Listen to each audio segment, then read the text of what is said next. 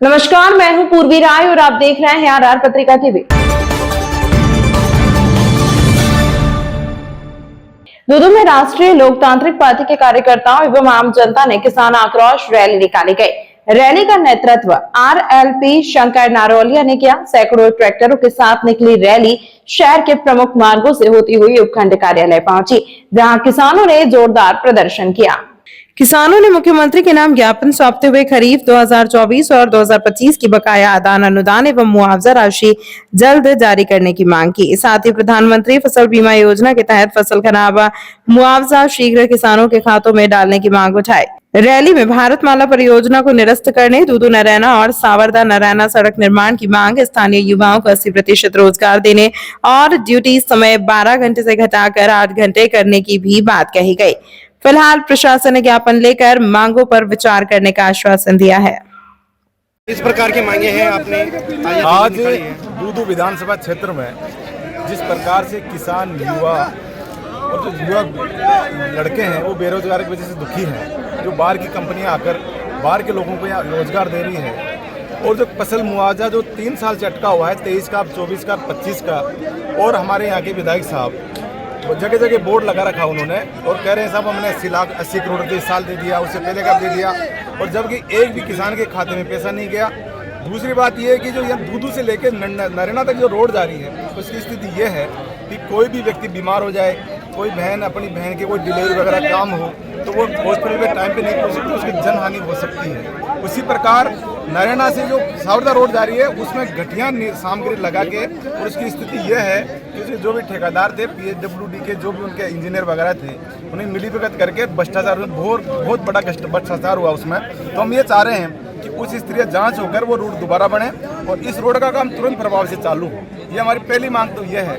दूसरी, जो भारतमाला एक परियोजना आ रही है उसमें पूरे देश के किसानों इतने परेशान हैं और किसानों की इतनी ज़मीन जाती है कि किसान की 20-20, 40-40 बीघा एक उसमें एक एरिया में जा रही है, तो उससे सारे किसान परेशान हैं। तो हम ये चाहते हैं कि उसका एंगल इस हिसाब से बना जाए, और अगर आप ज़मीन ले भी लें तो उसमें इतना मुआवजा मिले कि उसकी कम से कम 10 गुना DLC रेट का 10 गुना मुआवजा मिले। आपने पिछले दिनों देखा होगा हनुमान बेनीवाल जी ने जो मेड़ता है उसमें मुआवजे को बढ़ाते के 750 करोड़ रुपए मुआवजा दिलाया है किसानों को। उसी प्रकार से हम चाहते हैं, पहली मांग तो यही है कि ये योजना बिल्कुल खत्म हो और किसानों की ज़मीनों को उससे बचाया जाए। दूसरी बात यह है कि यहाँ की जो भी मेन मुख्य जो है कि यहाँ अभी थोड़े दिन पहले एक फैक्ट्री थी, उसमें पाउडर का पानी निकल रहा था और उससे कई जो पशु है वो मर गए थे, उनके लिए मुआवजा किया हमने।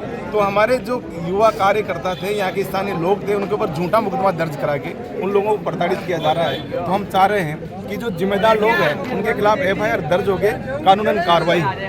तीसरी मांग हमारी ये है, और एक हमारी सबसे बड़ी बात यह है कि किसानों के हमारे यहाँ एक कोई जैन समाज के कोई व्यापारी थे, वो अब तो खैर खत्म हो गए।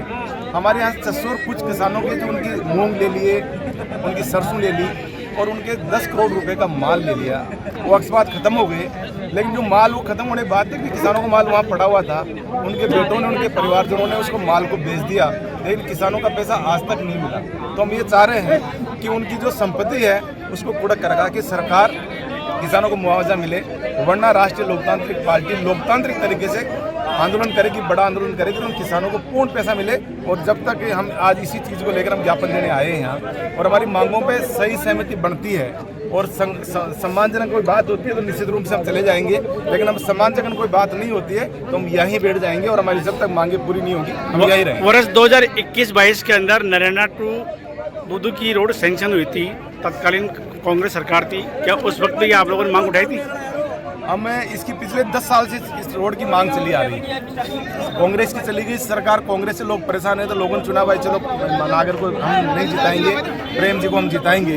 प्रेम जी को लोगों ने तन मन से पूरे सब लोगों ने मिलकर, हमारे युवाओं ने भी इसकी मदद करी और उसको जिताया। लेकिन जीतने के बाद में वो व्यक्ति अपने क्षेत्र को भूल गया, सिर्फ अपना घर बनाने के लिए लगा हुआ है। आज सब जगह चर्चा हो रही है, कभी कोई मकान का काम चल रहा है, कोई जमीनें खरीद रहा है, चलो वो खरीदो, हमें उससे मतलब नहीं है। लेकिन जनता ने आपको वोट दिया है, किसानों ने आपको वोट दिया है, कम से कम उनकी बात तो सुनो आप। तो ये चीज़ लेके हमने, ये पहली मांग हमारी यही है, और इसका काम 7 दिन के अंदर अंदर चालू नहीं होगा तो राष्ट्रीय लोकतांत्रिक पार्टी उग्र आंदोलन करेगी इसके बाद।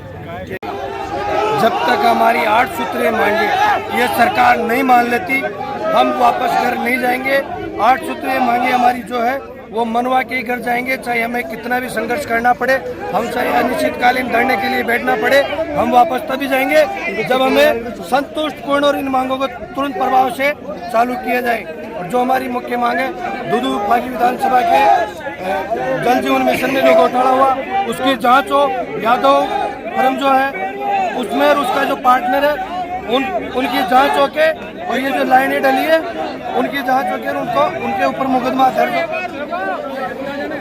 तमाम महत्वपूर्ण खबरों के लिए देखते रहिए हमारे साथ RR पत्रिका TV।